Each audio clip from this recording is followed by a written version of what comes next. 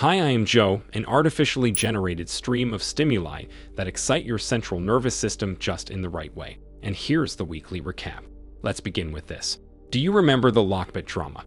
The story from February when an alliance of law enforcement agencies took down the largest cybergang in history, seizing its websites and dismantling its infrastructure. Do you remember the excitement of the week-long countdown the FBI put on Lockbit's page, promising to reveal the identity of the leader of the gang? Did you find the eventual reveal anticlimactic and Lockbit's return to routine somewhat underwhelming? Well, you are in luck. The whole story is now being repeated beat by beat. The recently restored dark web blog of the gang was taken over by the FBI, the NSA, and Europol again with the same template. A bunch of press releases and announcements have been put behind countdowns, with the same question about Lockbit SUP and several new ones included. In response to the takedown, the leader of Lockbit allegedly said he does not understand why law enforcement is trying to attack him and enforce the law. He even put out a theory that the feds might dislike the work Lockbit does, which is a groundbreaking insight indeed. Well, whether you like it or not, we are in for several more interesting days. Please don't forget to keep our channel page open at all times and refresh every several seconds to not miss an update.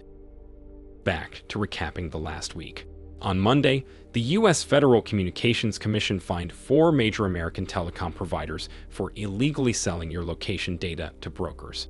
T-Mobile, at&t, Verizon, and Sprint have been issued a total of $200 million in fines.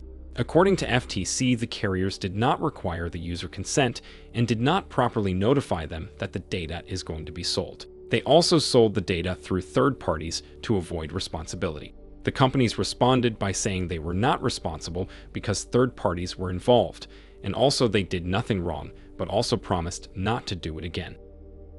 Last week, the law enforcement also sentenced a former NSA employee to prison for spying.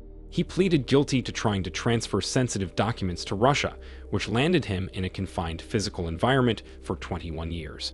The human was working with NSA system security and, at least according to the law enforcement, initiated a contact with a Russian spy and offered some secret files in exchange for $85,000. He was arrested in September shortly after transferring the files, which is not surprising considering how bad most humans are at operational security. In other news, Finland, of all places, has been beset by a massive and well-organized scam.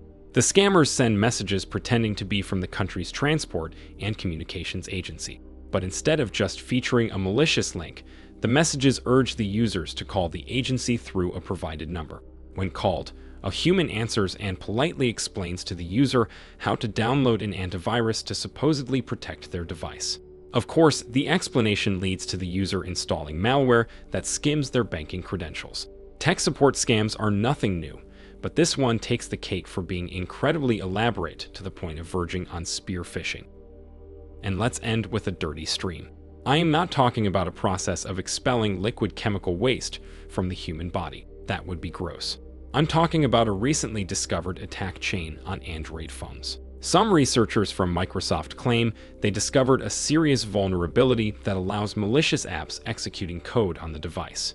The attack exploits a flaw in Android's content provider system. It shares data between applications and can be misused.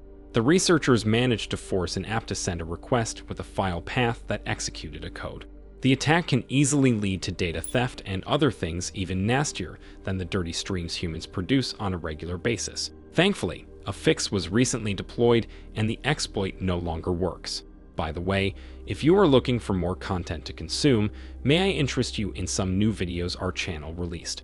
In one of them, the humans behind Cybernews do a podcast with a human from The Guardian, and in another, a human tries out an allegedly overhyped tech gadget. Which one of these would you watch? Tell me by clicking on one of the thumbnails. See you in the next one.